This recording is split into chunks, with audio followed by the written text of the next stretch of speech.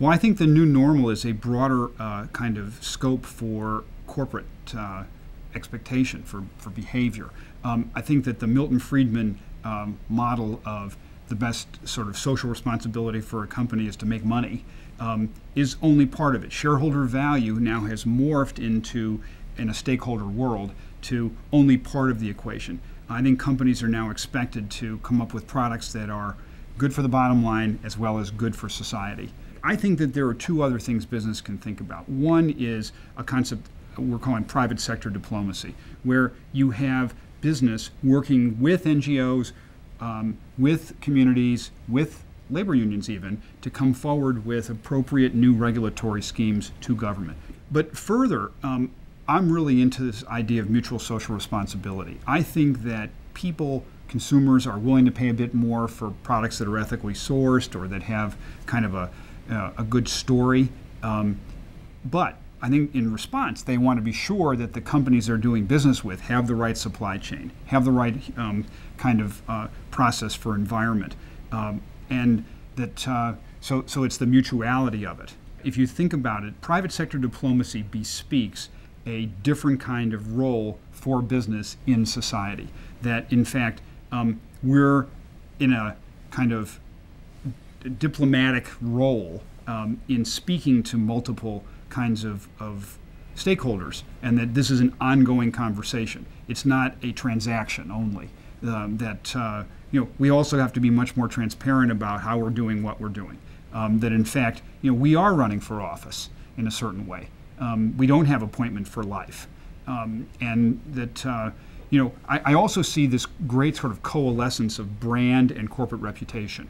It used to be, well, you could be P&G versus Head and Shoulders or any of the other brands. Well, now, you have to have a sync up between sort of the PepsiCo corporate versus Frito-Lay and some of the operating companies. It has to be a coherent story between that which is the umbrella image and the actions of the various operating companies. Because to me, at the essence of what we're calling public engagement is this marriage of action and communication. You can be a great communicator, but if your actions aren't appropriate, there's not a chance in hell that you're going to be able to sell the proposition. I want to go to one other thing that I think is important on the communications front, which is I think that this idea of a continuous conversation has 3 or 4 legs. One is we have to go as business to where the conversations are happening. I think that we are accustomed to what I think of as sort of the talk at. So we'll talk to Fortune magazine or we'll talk to the Wall Street Journal. That we know. But the part of the conversation that we have not been participating in is happening on Twitter or Facebook, or and in so doing, that means we have to go and inform and say, look, hey, what you're saying in this particular tweet is not quite right. Here's our view. By the way, we represent, GM. Further, I think that we have to have a commitment to every company to become its own media, to become its own media company in a sense, which is to put up your own content and point people to it, and at least have a place where you are hosting conversations and willing to put up the good, the bad, and the ugly. And that's okay.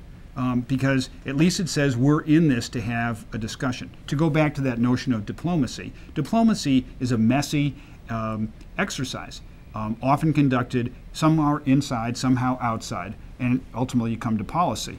Business hasn't been quite accustomed to that. It's been the back rooms and we deal with government and keep it all. I don't think that works anymore. We're talking about a democratic and decentralized world. And again, this is foreign to companies generally, but our goal must be to have an informed debate. We can't say, well, we have the knowledge, you don't, therefore we know better. Because I don't think people accept that anymore. Each person who's had an experience with your product or your company is now a person with a view. So we have to at least say we value that. Who are the influencers? Who are the amplifiers? Some of them, Rick, I think this is really fundamental, are not just the professors from Harvard or Oxford. Those are the traditional influencers. But there are now people, I know a woman who's a blogger in California who's a diabetic. She has 30,000 people reading her blog every day. She's just talking about her disease, her condition. She's got all sorts of diabetics talking about their conditions. Well, all of a sudden, she's a serious person about diabetes. And that's okay. It's this dispersion of authority. We must get to a time when people recognize the dialectic between control and credibility. I'm not saying to move to an entirely, open communication, everything in a corporation is open. No. But you need at least to explain why you're going where you're going and what the long-term vision is, and then let people contribute in their own ways to the ultimate decision that you take. But it's fascinating to us that a person has to now hear something or read something 5 times before you achieve belief. That's up from only twice a couple of years ago. So in this lack of trust environment, you have to hear or see something in multiple places from different people in order for it to add up. So you have to see something on your Twitter feed. You have to see it in Fortune or the Wall Street Journal. You have to hear it from a friend. All this has to add up, and then you say, oh, I believe it. I grew up at a time with Walter Cronkite, and you say, well, that's the way it is, and that's the way it was. But, first of all, the evening news has 1/3 of as many viewers.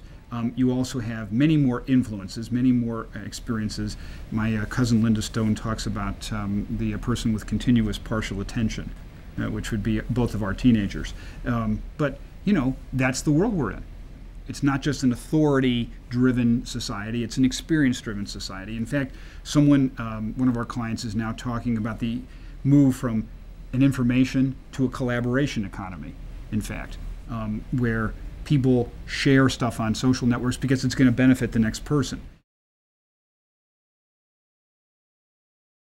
Look, I think fundamental to the recovery of the reputation of the financial sector is it's less about the deals and it's more about what the deals do for the commonweal. So, example, you're a ratings agency. It's not that you rate RMBS or any other vehicle. It's that it enables bridges to be built or roads to be resurfaced or any other of the way in which you get to benefit. And I think you also have to say, is our constituency only the investment banks on Wall Street? No. Our constituency is much broader than that. It's, again, the public. It's communities. It's developing countries who, have ambitions. So, let's scope the problem in a broader context.